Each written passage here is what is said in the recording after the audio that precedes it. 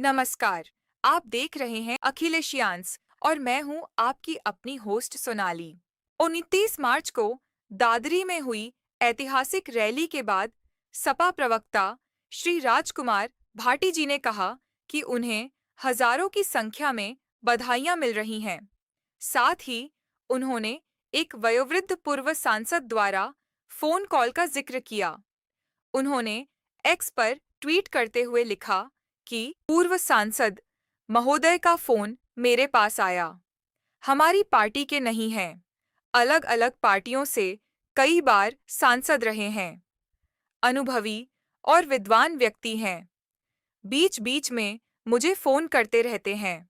Rally के बाद उनका फोन आया और उन्होंने कहा, भाटी जी आपकी रैली बहुत शानदार हो गई। पूरे देश में इसकी चर्चा है। आपका नाम इन दिनों ट्रेंड में है। मेरा एक सुझाव है कि 1-2 महीने के लिए बिल्कुल शांत हो जाओ। मैंने कहा, सर, आपकी बात को मैं बहुत महत्व देता हूँ। आपकी बात मान लूंगा, लेकिन इसका कारण मेरी समझ में नहीं आ रहा कि आप किस वजह से ऐसा कह रहे हैं। उन्होंने कहा कि जब कोई व्यक्ति तेजी से सफलता की ओर अग्रसर होता है, तो उसके बहुत से शत्रु खड़े हो जाते हैं। बाहर कम शत्रु होते हैं, घर में ज्यादा होते हैं। इसलिए मैं कह रहा हूं कि थोड़े दिन के लिए गति कम कर दो और शांत हो जाओ, तो शत्रुओं के दिल में ठंडक सी पड़ जाएगी।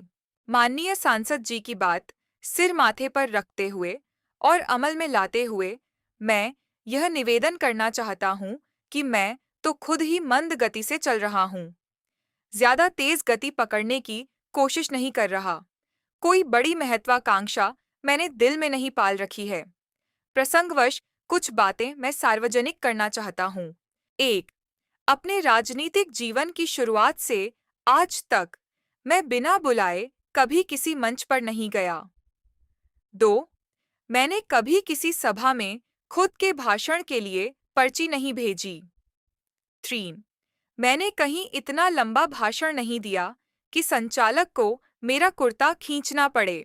4. मैंने माननीय राष्ट्रीय अध्यक्ष जी के अलावा पार्टी के अंदर या बाहर किसी नेता से आज तक अपने लिए कोई सिफारिश नहीं कराई या कोई पद नहीं मांगा। 5. मैंने अपने जीवन में धन संचय की तरफ कभी ध्यान नहीं दिया। जिला गौतम बुद्ध नगर में जिस रौब और धमक के साथ हमने राजनीति की है, उससे सब परिचित हैं। रुतबा होने के बावजूद मैंने किसी कंपनी में कोई ठेका पट्टटा नहीं लिया। पूरे नोएडा ग्रेटर नोएडा में मेरी कहीं कोई प्रॉपर्टी नहीं है। विजय सिंह पथिक लॉ कॉलेज में तिहाई की हिस्सेदारी को छोड़कर लगभग 1200 लड़कों को मैंने कंपनियों में नौकरी लगवाई। किसी से 1 रुपया नहीं लिया।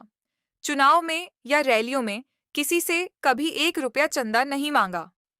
यद्यपि ये दोनों काम सहयोग से ही होते हैं, लेकिन मुझे स्वतः सहयोग करने वाले अनेक मित्र मौजूद हैं। चंदागिरी की कभी जरूरत ही नहीं पड़ी। आखिरी बात, किसी व्यक्ति के प्रति कोई दुर्भावना, विद्वेष, ईर्ष्या या नफरत रत्ती भर भी मेरे दिल में नहीं है। इन सब के बावजूद कुछ लोग जल भुनकर राख हुए जा रहे हैं, नफरत में अंधे हुए जा रहे हैं, गुस्से में तिलमिला रहे हैं, ईर्ष्या में गाली गलौज कर रहे हैं, बदनाम कर रहे हैं, चरित्र हनन कर रहे हैं, उल्टे सीधे झूठे आरोप लगा रहे हैं।